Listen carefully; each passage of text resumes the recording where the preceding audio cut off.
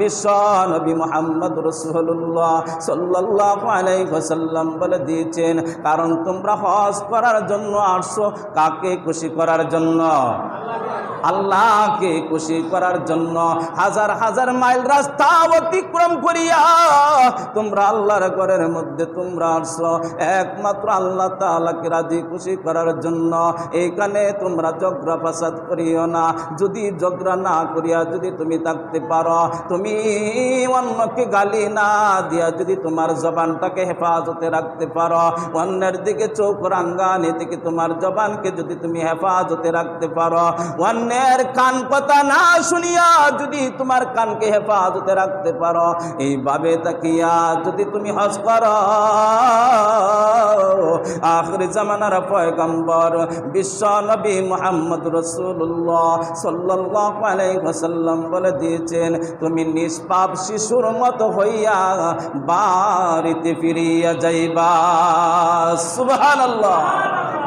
আল্লাহ তাআলা নিষ্পাপ শিশুর মতন বানাইয়া ওই বান্দাকে বাড়িতে ফিরাইয়া দিবে। আখির জামানার পয়গম্বর বিশ্ব নবী মুহাম্মদ রাসূলুল্লাহ সাল্লাল্লাহু আলাইহি ওয়াসাল্লাম বলেছেন, তোমার হজ কবুল হয়ে যাবে কি সত্য হইল দুইটা। সত্য কয়টা? সত্য কয়টা? তোমার হজ কবুল হবে সত্য হইল দুইটা। দুইটা সত্য বড় সহজ সত্য। আখির জামানার পয়গম্বর বিশ্ব নবী মুহাম্মদ রাসূলুল্লাহ সাল্লাল্লাহু আলাইহি ওয়াসাল্লাম বলে দিয়েছেন, টাকা লাগবে হালাল, নিয়ত লাগবে সহিহ। কি লাগবে? টাকা লাগবে হালাল, নিয়ত লাগবে সহিহ। হালাল টাকার বড় অভাব বর্তমান জামানার মধ্যে, কথা বলেন ঠিক কিনা? হালাল টাকার বড় অভাব। যেখানে যাইবেন দুর্নীতি আর দুর্নীতি, যেখানে যাইবেন হারাম আর হারাম। হারাম ছাড়া কোনো উপার্জন হয় না। ব্যবসা করতেছে, এই ব্যবসার মধ্যে হারাম না ঢুকাইলে, হারাম না ঢুকাইলে তার ব্যবসার মজা পায় না। চাকরি করতেছে, এই চাকরির মধ্যে হারাম না ঢুকাইলে তার চাকরি মজা লাগে না। কৃষি কাজ করতেছে, এই কৃষি কাজের মধ্যে হারাম না ঢুকাইলে তার কৃষি কাজও মজা লাগে না। সব জায়গায় হারাম আর হারাম ঢুকিয়া গেছে। এই জন্য আখির জামানার পয়গম্বর বিশ্ব নবী মুহাম্মদ রাসূলুল্লাহ সাল্লাল্লাহু আলাইহি ওয়াসাল্লাম সত্য লাগাইছেন, যদি তোমার টাকা হালাল হয়, নিয়ত যদি সহিহ হয়, এই অবস্থায় যদি তুমি হজে আসওয়াদ, ওই যে কালো পাথরটা আছে, এই পাথরটার মধ্যে যখন তুমি সুমা লাগাইবা, তোমার সমস্ত গুনাহ সইসা রাইখা তোমাকে দুধের মতন সাদা বানাইয়া তোমার ঘরে ফিরাইয়া দিবি। সুবহানাল্লাহ। তোমার ঘরে ফিরাইয়া দিবে। এই জন্য আখির জামানার পয়গম্বর বিশ্ব নবী মুহাম্মদ রাসূলুল্লাহ সাল্লাল্লাহু আলাইহি ওয়াসাল্লাম বলে দিয়েছেন, হালালের বড় দাম, হালালের বড় দাম। কারণ হালালের মধ্যে আরাম আছে, হারামের মধ্যে কোনো আরাম নাই। কথা বলেন ঠিক কিনা? হারামের মধ্যে কোনো আরাম নাই। খালি দেখতেছি টাকা আইতেছে, দেখতেছি বিল্ডিং হইতেছে, দেখতেছি জায়গা আমার বাড়তেছে, দেখতেছি ব্যাংক ব্যালেন্স আমার বাড়তেছে। এই দিক দিয়ে ফোলাই কথা শোনে না, ওই দিক দিয়ে মাইয়াই কথা শোনে না, ওই দিক দিয়ে স্ত্রীর কথা শোনে না। কথা বলেন ঠিক কিনা? এর নাম হইল হারামের মধ্যে কোনো আরাম নাই, হালালের মধ্যে হইল আরাম। হালাল টাকা আছে, এক বেলা খাইলে দুই বেলা খাইতে পারে না, কিন্তু তার ঘরের ভিতরে আল্লাহ তাআলা শান্তির ব্যবস্থা করে দিয়েছে, তার ভিতরে আল্লাহ তাআলা শান্তির ব্যবস্থা করে দিয়েছে। ওই সাহাবাদের মধ্যে আল্লাহ তাআলা এইভাবে শান্তি দিয়েছিলেন। এই ঘটনা তো আমি বারবার বলেছি। একজন সাহাবী হুজুর পাক সাল্লাল্লাহু আলাইহি ওয়াসাল্লামের একজন গরীব এবং আদরের সাহাবী, উনি মসজিদের মধ্যে যায় নামাজ পড়ার জন্য। নামাজের শেষে সমস্ত সাহাবীরা হুজুর পাক সাল্লাল্লাহু আলাইহি ওয়াসাল্লামের পাশে বসেন, কিন্তু ওই সাহাবী নামাজ পড়তে দেরি হয়, বাড়িতে দৌড় দিতে দেরি হয় না। অন্য সাহাবীরা তার ব্যাপারে অনেক কথা বলতেছেন। ব্যাপারটা কি? আমরা তো সকলেই নামাজের পরে হুজুর পাক সাল্লাল্লাহু আলাইহি ওয়াসাল্লামের পাশে বসি, কিন্তু ওই ভাই কেন হুজুর পাক সাল্লাল্লাহু আলাইহি ওয়াসাল্লামের পাশে কেন দরবারে কেন বসেন না?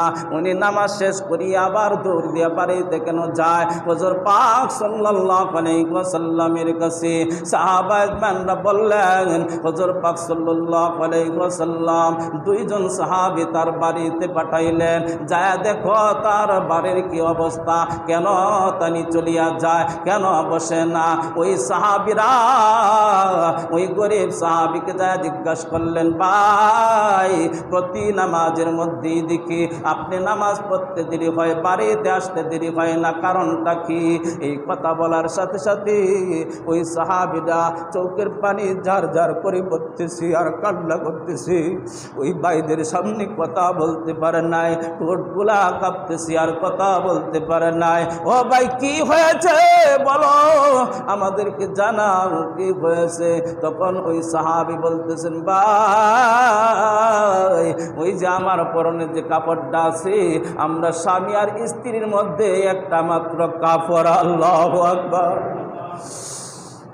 যে সমস্ত সাহাবীরা আকাশের নক্ষত্রের মতো রাদিয়াল্লাহু আনহুম মারাদু আন, যে সাহাবীদের প্রতি মহান রব্বুল আলামিন রাজি এবং খুশি, ওই সাহাবীদের এই অবস্থা।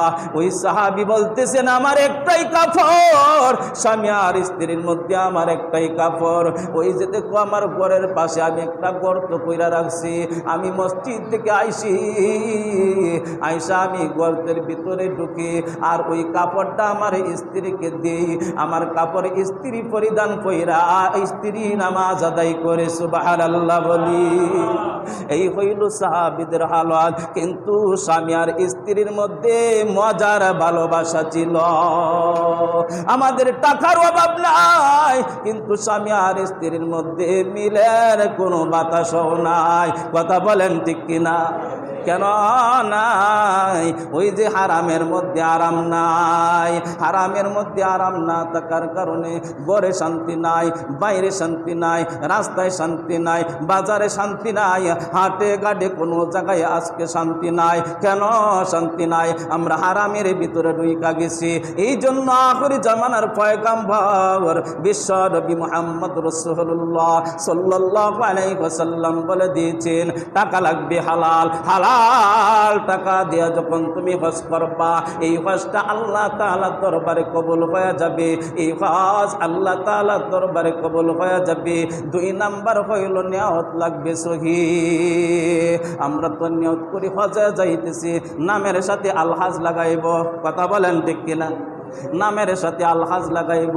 যদি কোনো পত্র পত্রিকার মধ্যে, কোনো কাতার মধ্যে, কোনো মিটিং মিছিলের মধ্যে নামাজ নামের সাথে যদি হাজি না লাগায়, উনি বড় খুশি হয় না রাগ হয়? রাগ হয়, রাগ। হ্যাঁ, আমি হজ করে আইছি, 6 লক্ষ টাকা কষ্ট করে হজ করে আইছি, আমার নামের সাথে যে আলহাজটা লাগাইল না, এটা কাম করলো, রাগ হয় না খুশি হয়?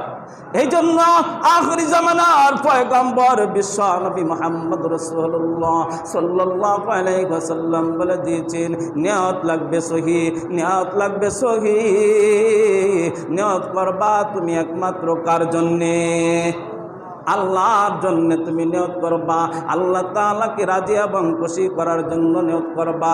যদি নিয়ত করতে পারো গো,